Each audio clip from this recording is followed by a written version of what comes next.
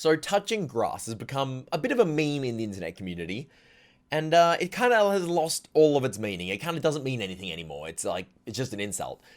But I had a realization recently, and it's a really, really compelling reason as to why you probably should get outside occasionally. And it's not because it has health benefits, it's not because it's so you can get active. It's much, much more important than that. So just stay with me on this one. You'll see at the end of what this means to me. So this all started when I went to the aquarium with my girlfriend, and we were in this like tunnel part, and there's like sharks that swim over you. It's very cool. And we wanted to take some photos. We were taking like selfies, we were taking photos of each other, whatever, with the sharks right above us. But every photo was just blue. I'll put it on the screen. Every photo was just blue. There was a bunch of blue light to give it that like ocean vibe. But when we're looking in there, everything looks completely normal. And there was no way, no setting I could change, nothing I could do to fix up my camera to give it the kind of color balance that I was experiencing with my eyes. And that's because your eyes are just better than every camera you can ever buy, no matter how rich you are. I'm sorry if you have bad vision. We're going to get to the other senses later, so stay with me here. Your eyes, if you have good eyesight, they have great color balance. I tell you what, you can be in a room with red light and you can still identify every color on the spectrum perfectly. If you take any camera in there, you are going to have no idea. But it's not just color balance, brightness. Have you ever taken a photo and you've looked at the horizon and the sky is like white and the thing you're taking a photo is just like completely black? So your camera, it can't deal with the two different brightnesses in one image. Yet with your eyes, you can see it perfectly. You can see the detail of the thing that just looks like a black splodge, and you can see the color of the sky, which looks like a white splodge. Your eyes have way better brightness control than any camera you could ever have. But what about focus? You ever been taking a photo and something's just not quite getting into focus like you want it to, and you can't quite get what you're looking at? Your eyes, you look at something, and your eyes do the focus depth thing for you. You look at something right up in front of you, like I grab my phone, look right in front of it, can see that well. I look back to the camera, I can see that well. Try it. Go around your room, focus on different things. If you have good eyesight, your eyes are better at that than any camera you can ever get either. The camera that you're watching this video on right now, the whole setup was like 3,000 Australian dollars. And even that has nothing on the thing you're born with and you have for free. But that's not all. Real life is not limited by resolution. You can zoom in on something pretty much as you want, and you can just see it. If you see a big building in the distance and it looks kind of cool, if you take a photo and zoom in, it's just going to be pixels. But you can just walk there. You can just go. You can just look. And you can you can say, this brick is made out of brick. You can get real close. I'll show you guys a photo right now. It's a photo I took of a beautiful dam that I was at. I was just away last week checking this out. And this is with a 108 megapixel camera, which was a feature of my phone. I got a really expensive phone because I splashed out, because it has 108 megapixel photo, and I can zoom in really far to see the detail. But I could just go there. This is a great camera, and it's still so limited. If you think the photo looks good, man, you should have seen it in real life, because let me tell you, it was 100 times cooler. The colors, there's just an infinite number of shades of colors. On a screen, there's only so many colors you can see. But when you're outside and you look up at a tree and you see the light lighting it up as a gradient through every leaf, with the shades of the leaves above it shining down through it, man, it's just not the same. It's just not the same. And the fact that you can just go up to something and look at it is so underrated. If I had a photo of a bush, you might think, yep, that's a bush. What more is to say about it? If you get in there in real life, you can see the little parts of it that are slowly dying, or the other parts of it that are thriving. You can see a flower about to grow because you can go through the leaves and find a bud. You can see ants digging around at the bottom. You can see the entire cycle of life and death in this bush, which if you just had a photo, or even worse, a little model in a video game, that shit does not compete with real life.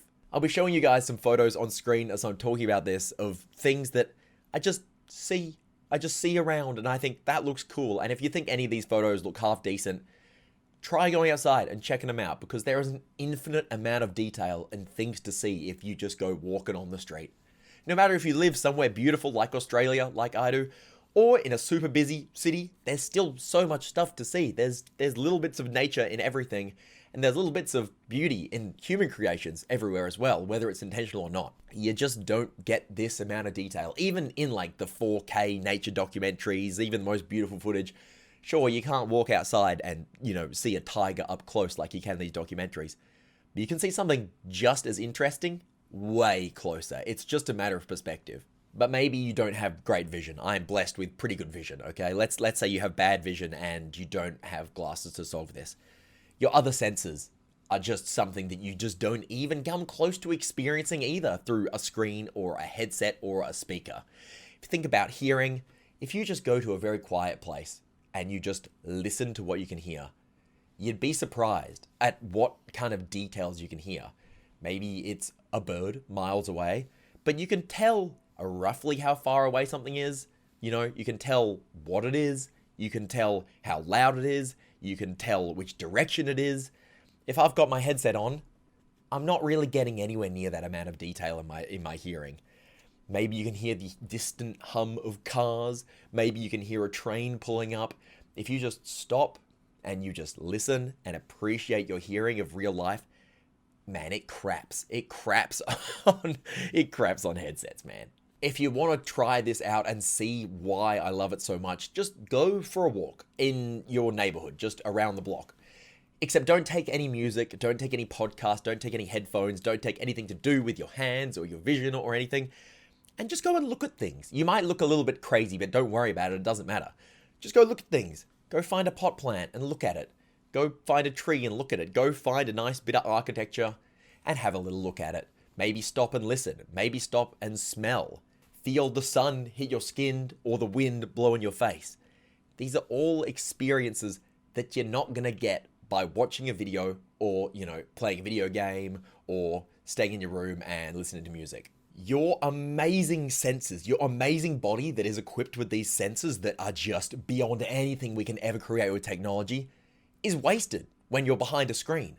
I mean, some videos are obviously worth watching, like this one. I like music as much as the next guy, actually probably more than the average person.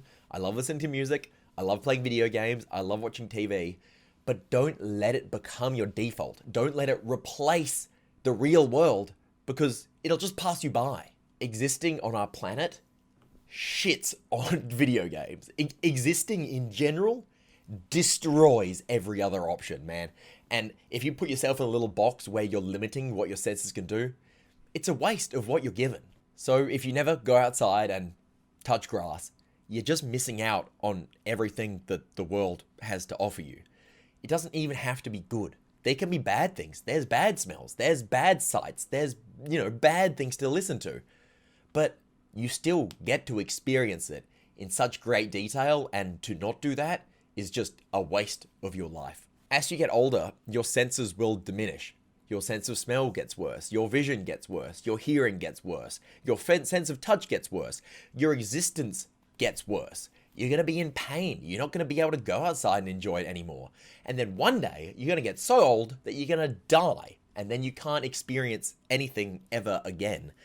Nobody lies on their deathbed and says, man, I wish I just got one more game of League in. Nobody has ever said that. It's a good thing to do as a relaxation or just a blow off, or a great way to hang out with your friends. I totally get that. I'm a gamer by trade. Don't get me wrong.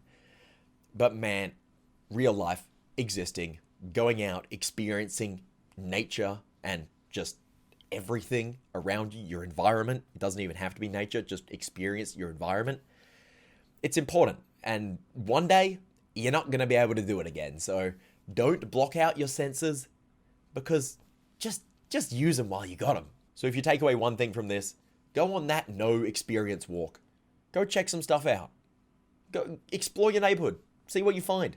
It's super underrated, and you will come to love it. Believe me. Peace.